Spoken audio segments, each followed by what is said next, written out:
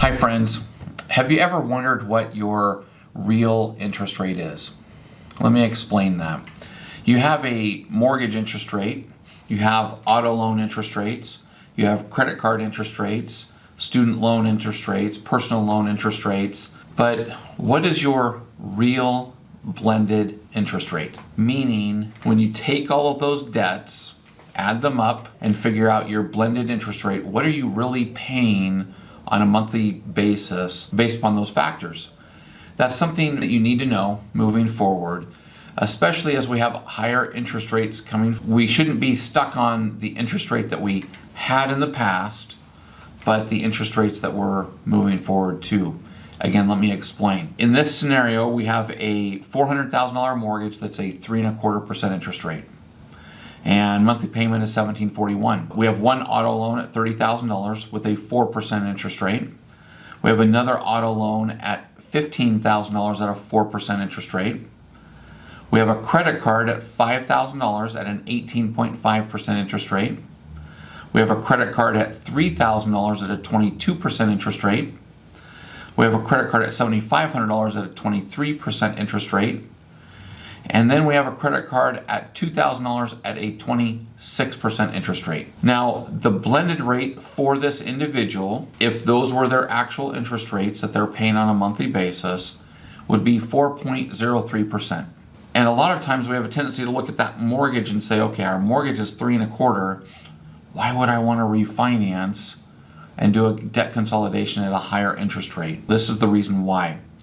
Even with interest rates as they are today, 4.875, 5%, 5.25, if we ran this scenario at a 4.875% interest rate, the monthly mortgage payment would go from currently $1,741 to $2,448.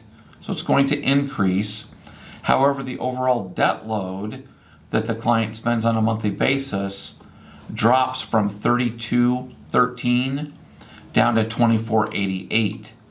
Saving the client $765 a month. That's the number that we need to pay attention to.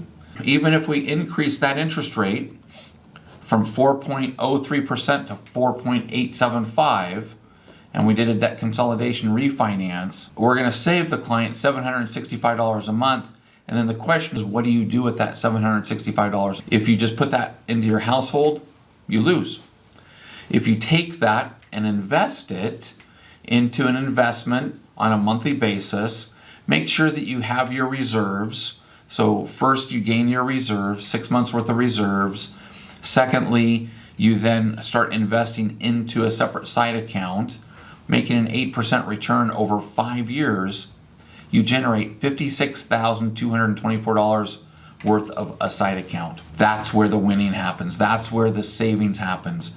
As long as you can create more interest that you're collecting, impound interest, opposed to amortizing interest, you will end up winning.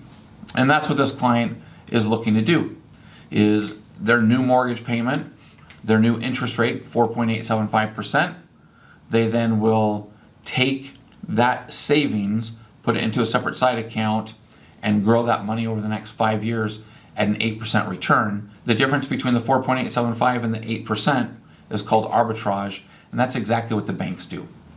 So this client is trying to be more like a bank in the way in which they manage their money and their funds. If you found value in this, please share this video with others. If you want us to run your scenario, please let us know. We can run your scenario through this calculator. And if you have any questions, please reach out. Please like our YouTube channel and have an awesome day. Thanks, bye.